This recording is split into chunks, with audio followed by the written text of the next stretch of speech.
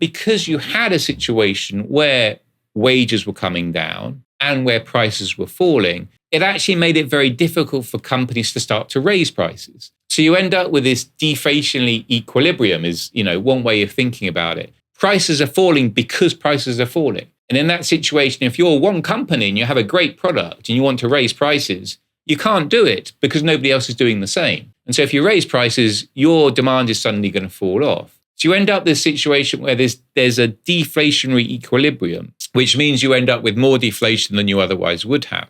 Now, again, in China, so it's sort of this idiosyncratic stuff, right? The way the economy works. Because Japan was on this road where there was a very high price level to begin with, companies didn't want to cut workers, they wanted to cut wages, prices then start to fall. That creates a sort of, it's not really a spiral downwards, but it's an equilibrium where it's very difficult to break out of. Like those things aren't happening in China. There isn't that causation of events.